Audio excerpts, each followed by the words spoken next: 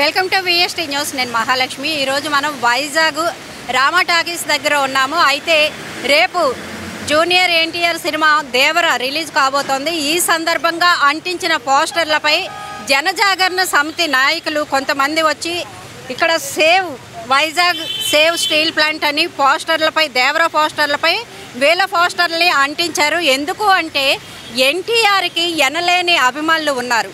వారి ద్వారానైనా ఈ ప్రాబ్లంని జనాల్లోకి ఇంకా మరింతగా విస్తృతంగా వెళ్లేందుకు వారు ఇలా అంటించి ఉంటారు. అయితే అంటించిన కాసేపటికే ఈ పోస్టర్ని థియేటర్ వారు తొలగించడం కూడా జరిగింది. ఎందుకంటే ఆ పోస్టర్లన్నీ కింద చెల్లాచెదురుగా పడి ఉన్న దృశ్యాన్ని కూడా మనం చూసుకోవచ్చు.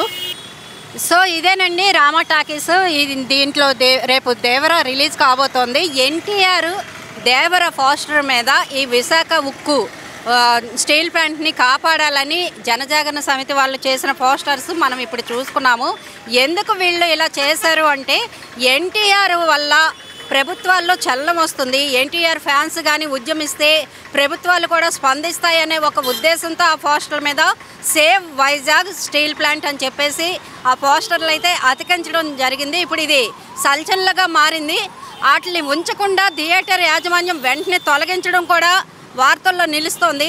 మరి చూడాలి ఏమవుతుంది. రేపు థియేటర్ దగ్గర వాళ్ళు కానీ వచ్చి ఏమైనా ధర్నా కానీ ఏమైనా చేసే పరిస్థితులు ఉన్నాయేమో చూద్దాం. చూస్తూనే ఉండండి. మరిన్ని వార్తలతో మీ ముందుకు వస్తాం. విఎస్టీ న్యూస్ చూస్తూనే ఉండండి.